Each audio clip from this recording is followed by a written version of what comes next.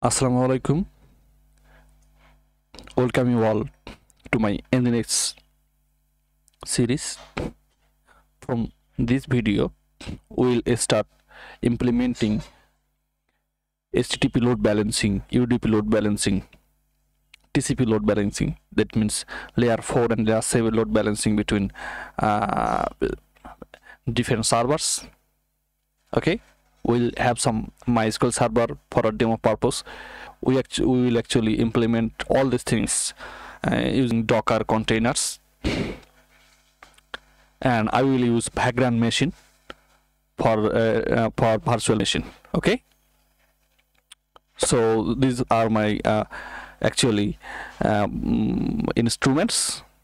So from today we'll start to understanding what is actually Nginx, what problem Nginx solve, and what's the history. Okay, so let's start. So Nginx is a web server, as a node server and other servers, but it's serve more than this. Okay, so it's acts as a reverse proxy, load balancer, and HTTP case and mail proxy. Okay, so its creator is Igor Sisov and publicly released in 2004. Actually, he started to solve CK10 problem in 1999, and he released it in 2004.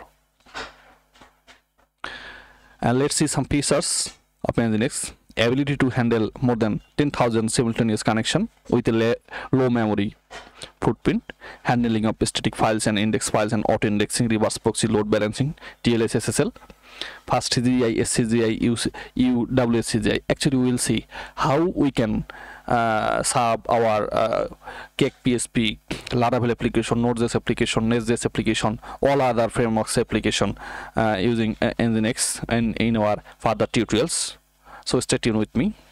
And gRPC support, and we will implement some video streaming also, and all the kinds of load balancing we'll implement in our every prospective videos. Okay, IP6 compatible, WebSocket supporting, HTTP2 protocol support, URL rewriting and redirection.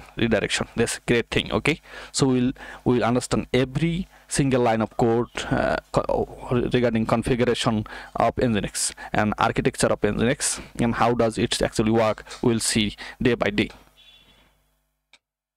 So it's a simple demo that what does it means. It's very easy to work with Nginx regarding other competitor like Apache or CloudFront. Okay, so let me show you a demo that you need to control access based on IP of the client. Okay, so if you want to control access of your client, simply you can use these IPs or domains or ports, or simply some value like all. Okay, so we will see in our lab, and then I will like to show you some directories and commands with a very short time. That means the etc nginx folder. Here, as you can see, it's the directory holds all the configuration, and as you can see, etc nginx.conf is the entry point configuration file. It holds and it includes all other configuration file and support for them. Okay. And now, as you can see, the default configuration file comes from the conf.d folder. It's inside the Nginx directory, and it's HTTP server configuration. It's a built-in server. When you install Nginx, you will see some dynamic static file serving. It's come from the conf.d folder. And as you can see, like other MySQL, MongoDB, and Kafka for logging, it also uses the log directory of Ubuntu. And some special greatest command to see the helping menu and versions. And as you can see, nginx-t is a useful command to test your configuration, either it is okay or not. So and this is our target today, to explain how our default Nginx static serving configuration works. So as you can see, it's very simple, and it's actually it's a bucket of some module and some context and some properties and values. Okay, so it's not actually host your server or host your code. To run your Node.js or like Laravel, you have to use first CGI like server and gateway, and if you have to just put the upstream URL to the Nginx, and it will just redirect the requests, it will not process, right? And it has some great tool to manipulate the caching, rate limiting, and load balancing. These things makes Nginx simple as well as greater, right? So let's see the configuration file in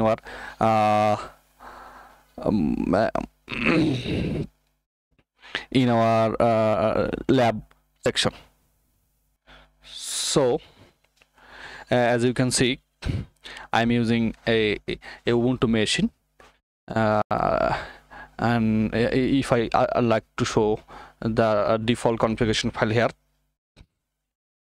Okay, so it's the default configuration file. Okay, this is the default configuration file. So I would like to edit this file from my VS Code remote connection. You can use some extension like remote connection. Okay, let me show you, and save as root extension. It's a great beneficial. Okay, remote SSH and save as remote extension to use your code edition from remotely using VS Code. Okay, and if you do not install this save as root, you cannot save the directories, restricted directories as a root.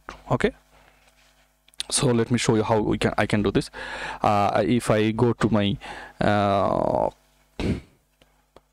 root directory, okay, let me search for root.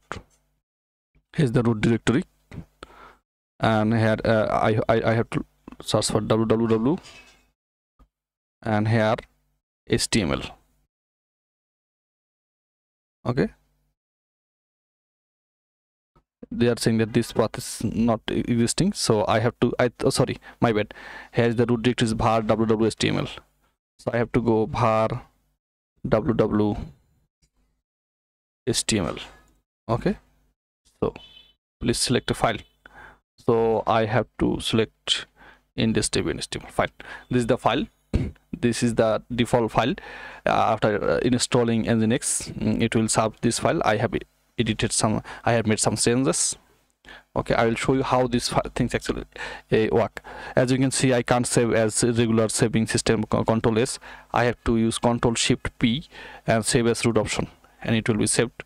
Okay, and if I go to my terminal, as it is my own machine, background machine, I know the IP, I can serve from this. As you can see, it is also is still okay. Now it's gone.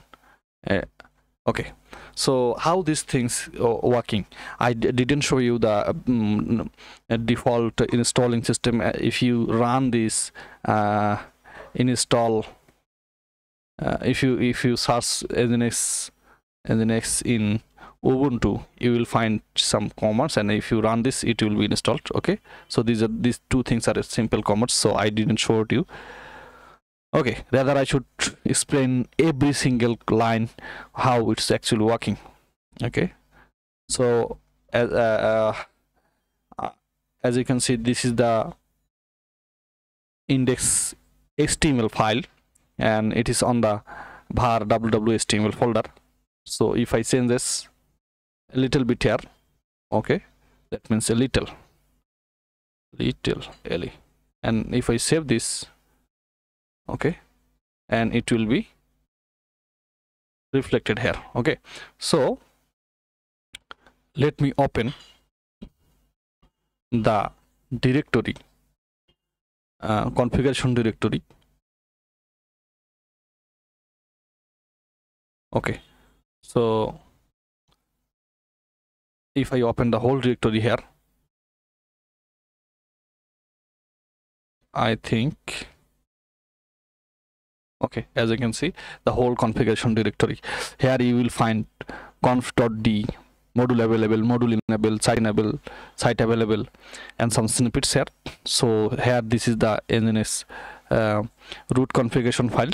Okay, so it's including other configuration. So its default configuration is in site enable default. So if you go there, you will see something like that. So let me explain what these things. It's starting a server block. Okay, server module. It's all module start from some name and some curly bracket. In between the curly bracket, the content is called some context, and the context is filled with some directive or properties. As you can see, some listen directives. Its value is 80 and its default server. Okay, and this line is for IP version 6. And here it will search for the root directory, calling the root properties as var www.html. If you change anything, it will be reflected. Okay, it's very easy. I think I don't need to show you. And it's calling that the index file will be anything like index.html or index.html or index.debian.html. So this is it. There is nothing else, everything hide. So this 4 line showing you the static file, how to serve this static file using Nginx. Okay, so here is some other configuration. In the next tutorials we will explore everything from the beginning. So thank you all, thank you today.